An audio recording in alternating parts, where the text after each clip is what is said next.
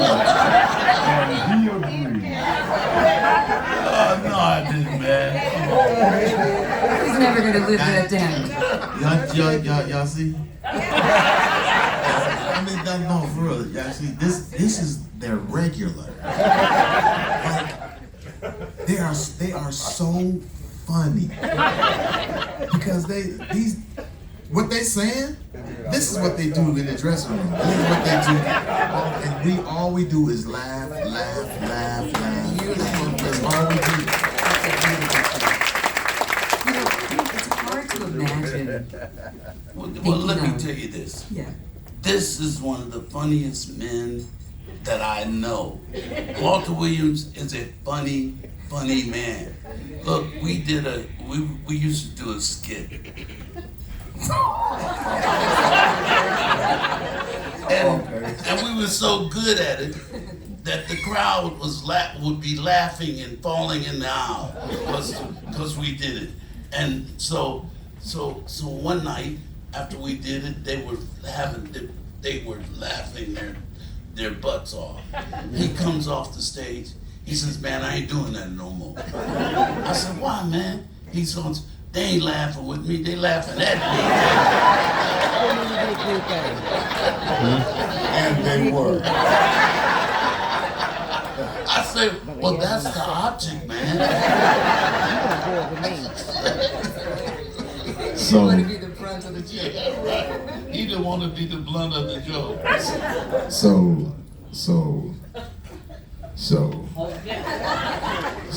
this just happened 2 days ago. This is funny. I gotta tell it because it's funny. You gonna tell it. I gotta tell it. You gonna tell I gotta tell it. Oh man, don't I gotta tell it. Don't tell it, So man. anybody come to the first show that we did? Raise your hand. Let me see. All right. So it was a partner show in the end where I'm introducing everyone. Right.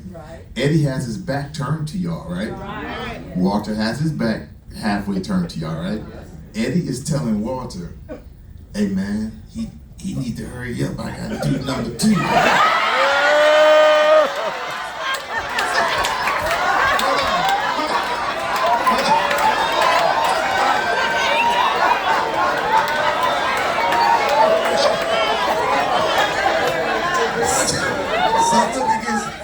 It gets better.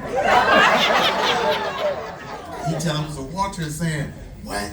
Man, he getting long, man. He needs to hurry up. I gotta do number 2. Walter said, "What?" You know, because he brought together.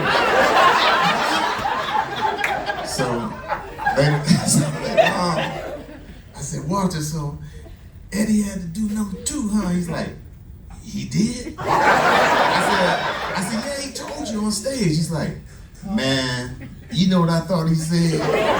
I said, "What?" He said, "I thought he said he had a hit record. It's number 2 on the charts."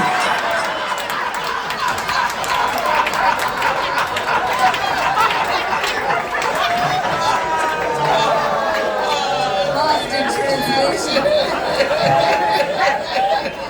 This is 2 days ago. This is what I deal with.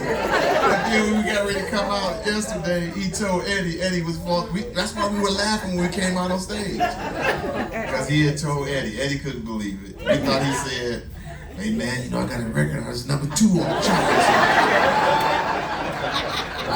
You cannot make this stuff up. No. You know,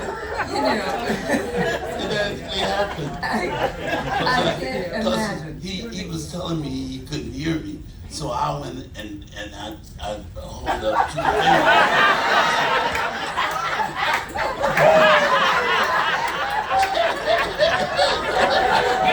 That's what happens when you get older and your hearing starts to go. All this loud ass music and ruining my hearing. I didn't know what he was saying. I was trying to tell him, I don't believe that. Number 2.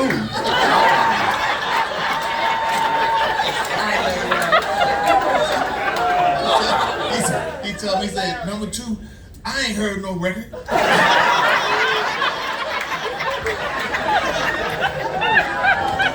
You're not gonna make us forget what we wanted to ask.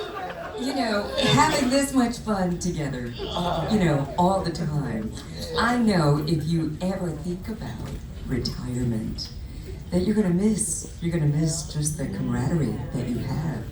But on that note, do you think about that? Is there any thoughts of when you will, or just, you know, don't think about it? We don't want you to think about it.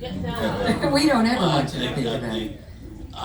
I think I'm gonna probably do this until the wheels fall off. Yeah. Thank you. I'm in it.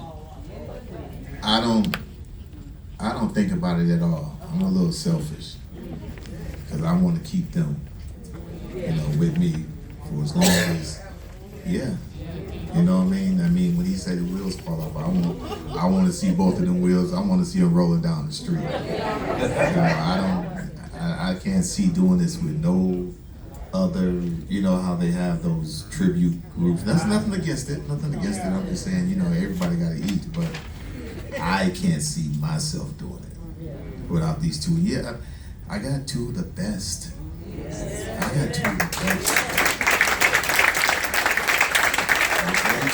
Eddie told you earlier, this guy right here, nothing like it. Nothing like this guy. From bass to falsetto, natural, first, soprano, alto, nothing. We call him multi-throat. I don't know whether to be insulted. But I think that's unanimous. I don't see myself quitting or retiring. You know, you die when you retire. I ain't trying to go there. Well, let me ask you a question, Walter, in particular. When it comes to music today and songs today, what would you tell a young artist about the business as far as making music, writing songs? What advice would you give? And that would go for all three of you guys, but I'd like to hear Walter's version. I think you should attempt to do all of it, because you never know. It's creating, and you can be as creative as someone else. I should have done more. I blame myself for that. I should have tried to write, produce, and publish all of that, because all of that brings in money and satisfaction. Yeah. I did write some songs, I did produce some songs, but not enough, not nearly enough. I should have made that a job as well. That's how I feel about it. You did good though. But to add on to what Walter is saying, I would tell them that they should, you know, hone their craft, learn about it, because you didn't invent this. You didn't invent music. You know what I'm saying?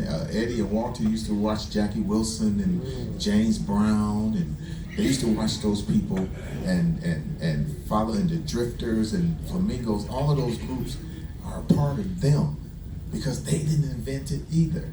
Of course, we all know there will never be another Eddie Levert or Walter Williams, but you didn't invent this. So know where the music comes from. Go back. The music doesn't start at New Edition and Boyz II Men. It's further than that.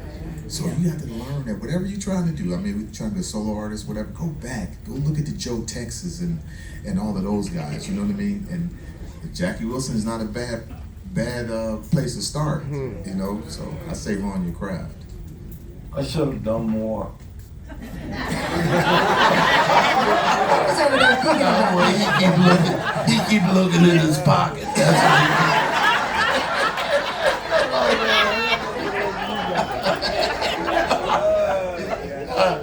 look, hey, listen.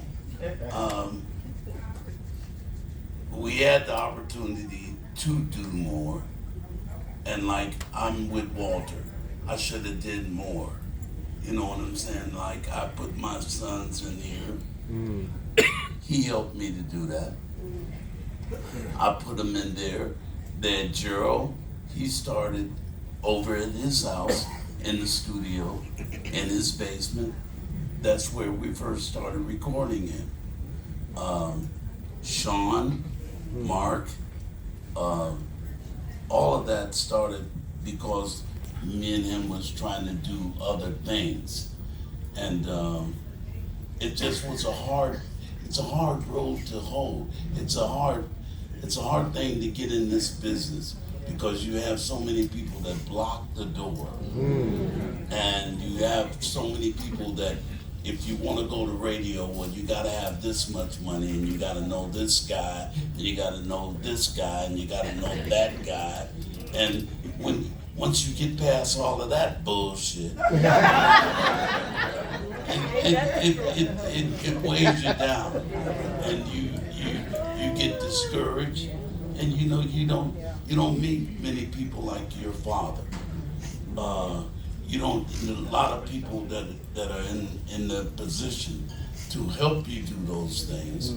They're afraid of their position because they don't want to lose their place. They don't want to be. They still want to be in power. They still want to be the one that's in control. So they're afraid to give you a shot because you might become stronger than them, and then they lose their position. So you got a lot of scared people in this business. You got a lot of scared people in the world. You know, you can't be scared. You gotta be sure of yourself. Be sure of what you're doing. Know that you're doing something that can't nobody do it but you, the way you do it. So that way you're not afraid of what you gotta do. You're not afraid of somebody coming along and taking over from you. And everyone says, don't spend your own money. Yeah. Now, where you gonna get the money from? People are not stupid. They're not just gonna give you that kind of money. And we see where the recording industry has gone. People cutting hits in the garage on a laptop. And I mean earning. Back then, you get in the studio, you had to pay a lot of money by the hour, you know, and get great musicians. They don't come cheap or free. So it was very confusing, and I still say I should have done more. I love that. You know, Go ahead. I'm sorry. So you cried on Family Affair? Man, don't try it. Don't try it, Eric. he's like, let me Don't try get it. this straight. First time, my mistake. Second time, yours.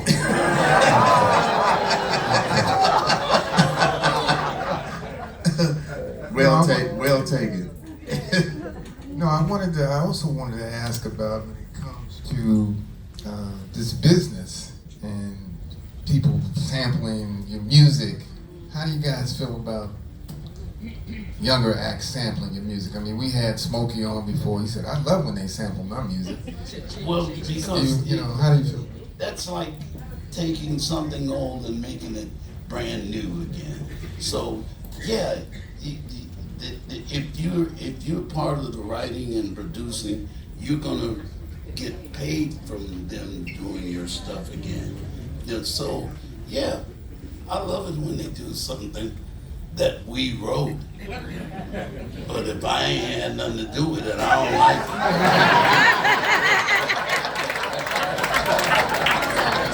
Now, there's a thought.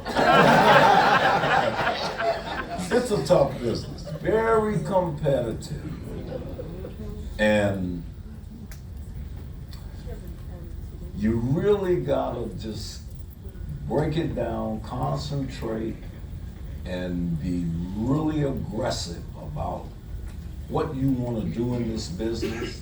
And it is the music business. Yes. All of the creativity that God gave us, we gotta make sure that it's exposed. We gotta get it out there so people can hear it to decide whether or not they like it, and they like it to the extent of it selling millions.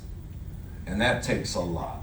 There's airplay, there's promotion, there's all of that stuff to to expose what you write or produce. And that's not easy. Like he said, there are people that are just straight up jealous. Won't put it on the air. And if you put it on the air, it's going to start off costing you about $60,000.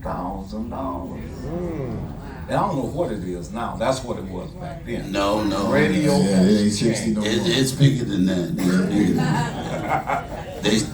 They want your firstborn. It's a business, and like Walt say, it's a business, and you got to treat it as such. And if you don't, you're gonna be a loser. And it takes hard work, and it's you got to have a team, and you got to have people that wants the best for you, and the best for your situation. And they gotta all be on that same team. They gotta all be, it's gotta be what we wanna do together. Did everyone answer that? Did you answer that? No, I have nothing. I have nothing. Because I guess what I'm confused about is they sample the music, but what happens when they sample your vocals? You know, because sometimes like I'll hear different samples and I'll hear Eddie and Walter's voice on a commercial. So is that a sample that they have to pay for the vocals, or are they paying for Anytime they use your vocal, they have to pay you for that. Yeah. So you and Walter got a lot of money then.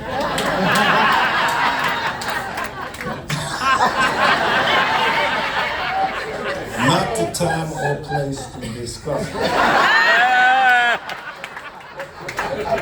Jeez. I just want to know.